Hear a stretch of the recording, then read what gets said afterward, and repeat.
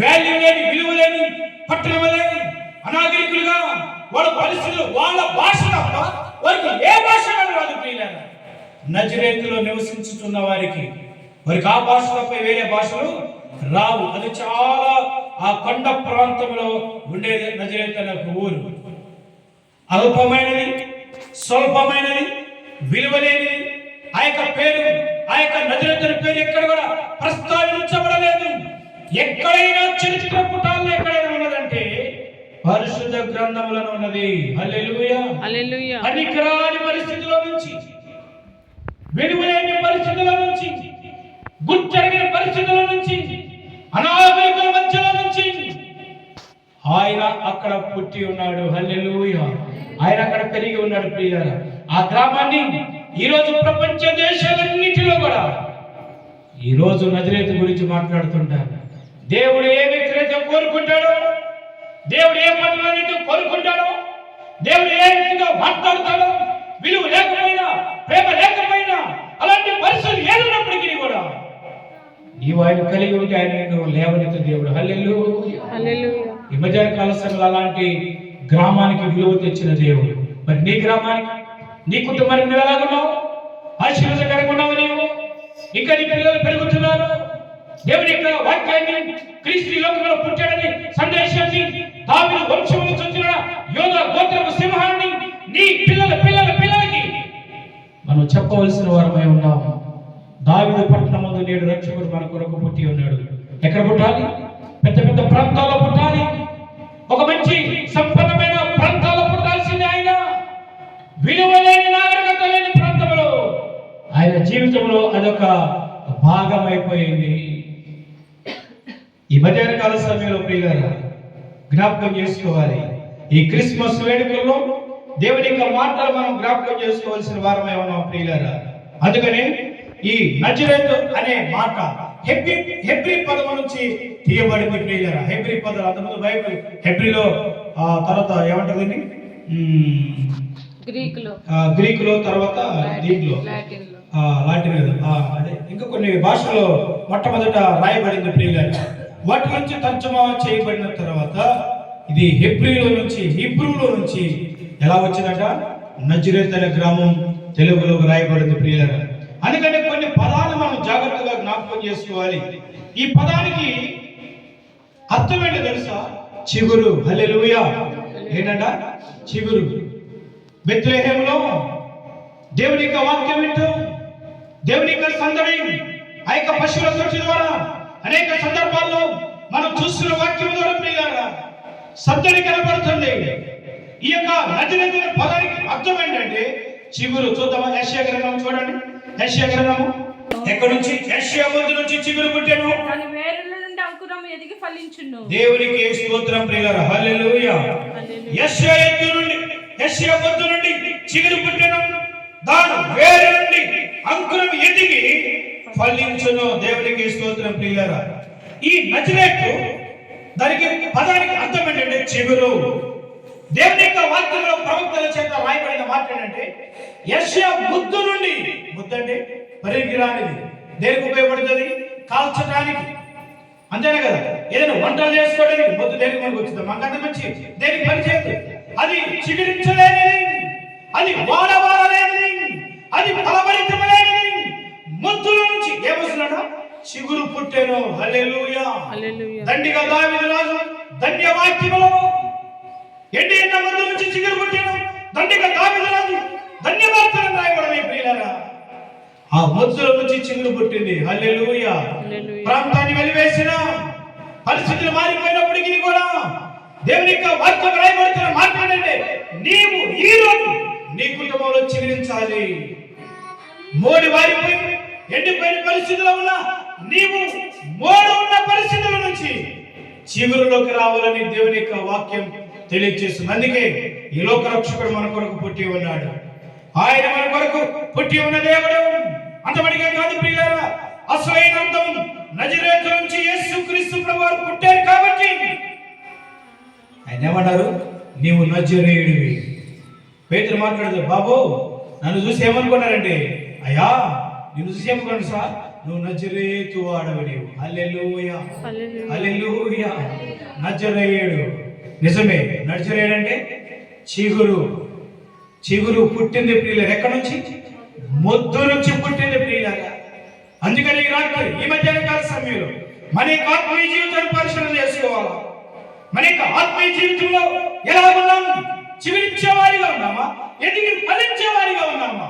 ఎన్నో క్రిస్మస్లు చూస్తున్నాం మనము ప్రియులారా. ఎన్నో క్రిస్మస్లు 2025 ఈ 25వ తారీఖున క్రిస్మస్ నాడు మనం చూస్తున్నాం ప్రియులారా. అప్పుడు అనుకున్నాం 25వ తారీఖు క్రిస్మస్ పండుగ వస్తుంది అనుకున్నాం. పండుగ రానే వచ్చింది. ఇంకో గంట అయితే చూడటము వెళ్ళిపోతాం ప్రియులారా. పండుగ అయిపోయింది. ఆలోచన చేయి, జ్ఞాపకం చేసుకో. క్రీస్తు అనే వాక్యం నీ జీవితంలో చిగురించకపోయినట్లయితే, క్రీస్తు అనే తార, క్రీస్తు అనే వెలుగు నీ జీవితంలో ఫలభరితలేకపోయినట్లయితే, ఎన్ని క్రిస్మస్ మనం ఆరాధన చేసిన నిష్ప్రయోజనం ప్రియులారా. అల్పమైనది స్వల్పమైన గ్రామాన్ని ఎంచుకున్నాడు ఆయన. ఒక కన్య మరియని ఎంచుకున్నాడు ఆయన. చూద్దామా? లోకాసు వార్తలో రాయబడిన మాటలు మనం చదువుదామా? దేవుని యొక్క వాక్యాన్ని మనం జ్ఞాపకం చేసుకుందాం. చూడండి, లోకాసు వార్తలో చక్కని మాటలు మనకు కనబడుతున్నాయి ప్రియులారా. ఈ ఆరాధన బట్టి దేవుని కనపరచవలసిన వారమై ఉన్నాం. ఈ ఆరాధన అంతటిలో ఆయనకి చెందవలసిన మహిమ నీ ద్వారా మనము దేవునికి ఇవ్వవలసిన వారమై ఉన్నాం ప్రియులారా. చూద్దాం, చూడండి. ఆ 11వ వచనాన్ని మనం చదువు. 2వ అధ్యాయం 11వ వచనాన్ని మనం చదువు. లోకాసు వార్త 2:11 నుంచి కొన్ని మాటలు మనం జాగ్రత్తగా జ్ఞాపకం చేసుకుందాం. దావీదు పట్టణమందు నేడు రక్షకుడు మీ కొరకు పుట్టి ఉన్నాడు. ఈయనే ప్రభు అయిన క్రీస్తు. దానికి మీకు మానవాలు ఒక శిశువు పొత్తి గుడ్డలతో చుట్టబడి ఒక తొట్టిలో పట్టుకొని మీరు చూచెదరని వారితో చెప్పారు. దేవునికి స్తోత్రం ప్రియులారా.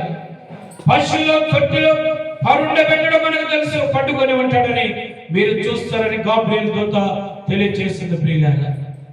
ఆయన ఎక్కడ పుట్టి ఉన్నాడంట చెప్పాలి. ఆయన పశువుల తొట్టులు ఆయన పరుండబెట్టారు. ఇది భయంకరమైన చలికాలం.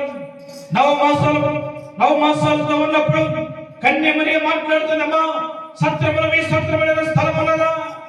ఇదిగో మీ సత్రములైన స్థలం ఉన్నదని యేసేపును మరియ ఇద్దరు కలిసి మాట్లాడుతున్నప్పుడు, ఇద్దరు అడుగుతున్నప్పుడు ఎవరు కూడా వారిని చేర్చుకోలేకపోయారు. అందుకే ఎంత దీనాతి దీనుడైన తన్ను తాను తగ్గించుకొని పశువుల తొట్టిలో ఆయన పడుండి చూడటం మనం చూస్తున్నాం ప్రియులారా. ఆయన యూదులకు రాజు అయి ఉన్నాడు, సర్వజ్ఞాని అయి ఉన్నాడు, ప్రపంచాలు ఏదే చక్రవర్తి అయి ఉన్నా ఆయన స్థలం ఏమైనా ఉన్నదంటే పశువుల తొట్టిలో ఆయన పరుండ పెట్టడం మనం చూస్తున్నాం. మనకి పిల్లలు పుట్టినప్పుడు చాలా కేర్గా మనం చూస్తాం ప్రియులారా. వాళ్ళకి చాలా మంచి వసతులతో కూడిన వాటిని మనం చూస్తాం. కానీ నిన్ను నన్ను కన్నా నీ రక్షకుడికి సరైన స్థలం లేదు. అందుకన్నాడు, నీ హృదయాన్ని దేవునికి ఇవ్వు, నువ్వు చిగిరిస్తావు. నీ హృదయాన్ని దేవునికి ఇస్తే నీకు ఒక గుర్తు ఐడెంటిఫై చేస్తాడు ఆయన. నీ హృదయాన్ని కఠినం చేసుకోవద్దు. నీవు వాక్యం ద్వారా మాట్లాడుతున్న దేవుడు ఆయన. ఈ 2025వ సంవత్సరంలో నువ్వు ఎలా ఆలోచన చేస్తున్నావో జ్ఞాపకం చేసుకోమని ప్రభు పేరట తెలియజేస్తున్నాను ప్రియులారా. అందుకన్నాడు, పండుకొని చూచెదరని వారితో చెప్పాను. వెంటనే పరలోక సైన్య సమూహము ఆ దూత కూడి ఉండి సర్వోన్నతమైన స్థలములలో దేవునికి మహిమ, ఆయనకు ఇష్టమైన ప్రజలకు భూమి మీద సమాధానం కలుగును గాక. ఆమేన్. ఏం కావాలంట? సమాధానం. మనిషి జీవితంలో సమాధానం లేదు. మనిషి జీవితంలో దేవుని పనిని ఆటంకపరుస్తున్న అసమాధానంతో ఉన్నాం. మనిషి యొక్క జీవితంలో ఓర్పు లేదు. మనిషి యొక్క జీవితంలో పగలు ప్రత్యేకాలను చూస్తున్నాం మనం ప్రియులారా. అందుకే ఆయన నవరావతారుగా ఈ లోకంలో పుట్టాడు, సమాధానం కలుగు చేయడానికి. సమాధానానికి కర్త ఈ లోకంలో యేసుక్రీస్తు ప్రభువారు. మీకు సమాధానం కలుగునుగాక. ఉన్నదా? సమాధానం ఉన్నదా? సమాధానం కోసం ప్రయాసపడాలంటే క్రీస్తు కొరకు ప్రయాసపడాలా. నీకు సంతోషం కావాలంటే క్రీస్తు కొరకు ప్రయాసపడాలా. 12:45 లేచి రాత్రి 7 గంటలకు ఏమో పడుకున్నా, 7:30, 8 గంటలకు, 9 గంటలు అప్పుడెప్పుడు పడుకున్నా. 12:45 లేసేది. దేవుని చివర ఈ 2020 క్రిస్మస్, మరల తర్వాత మన క్రిస్మస్ లేదు, ఈ సంవత్సరం లేదు, ముగింపు లేదు. చేసుకున్నారా ప్రార్థన? ఆలోచన చేయండి. రాత్రంతా దేవుని సన్నిధిలో కొంతసేపు అయినా మనం ప్రార్థన చేసుకోగలిగిన వారిగా ఉన్నామా? ఆరాధన కూర్చొని చేసేది కాదు, దేవునితో సంబంధించబడేది. ప్రతి మాట దేవునికి మనం ప్రియారిటీ, మనం ముఖ్యంగా ఇవ్వాల్సిన వారమే ఉన్నాం. అందుకంటాడు, ఏమంటాడంటే ఆయన, సర్వోన్నతమైన స్థలములలో దేవునికి మహిమయు. ఎవరికంటే మహిమ? దేవునికి మహిమ. ఏ రకం వస్తుంది చెప్పండి? ఏ రకం వస్తుంది? నీ ద్వారా, నా ద్వారా ఆయన మహిమపరచాలి. దేవుడు నీకు ఇచ్చాడు ఘనత, దేవుడు నీకు ఇచ్చాడు అవకాశాన్ని, ఆయన మహిమపరిచే భాగ్యాన్ని దేవుడు నీకు ఇచ్చాడు. ఇంత గొప్ప భాగ్యాన్ని విడిచిపెట్టి ఆయనకి చెల్లించవలసిన మహిమ చెల్లించకపోతే పోషించడం చాలా కష్టం. ఏ పని చేసుకున్నా బ్రతకొచ్చు, కానీ దేవుడు పోషించే ఆశీర్వాదం వేరు, దేవుడు దీవించే ఆశీర్వాదం వేరు. వాక్యం మాట్లాడుతుంది. అందుకన్నాడు, దేవుడికి చెందవలసిన మహిమ నిన్ను కోరుకుంటున్నాడు ఆయన. ఈ మధ్యాహ్నకాల సమయంలో ఆయనను స్తుతించే వారిగా మనం ఉండాలి, ఆయన నామాన్ని ఘనపరిచే వారిగా మనం ఉండాలి. ఆరాధన చేస్తాం, చాలా చక్కగా ఆరాధన చేస్తాం ప్రియులారా.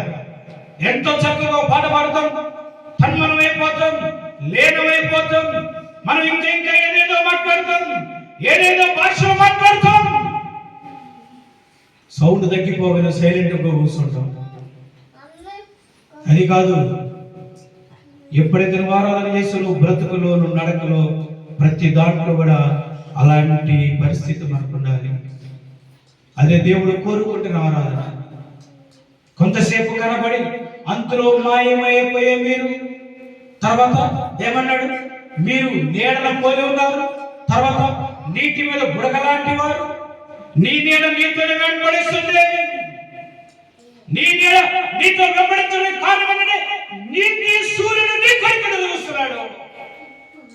అందుకేమంటాడండి ఇక్కడ రాయబడిన మాట, సర్వోన్నతమైన స్థలములో దేవునికి మహిమ, తర్వాత ఆయనకి ఇష్టమైన వారే చేస్తారు ఈ పని, ఆయనకి ఇష్టమైన వారే ఈ పని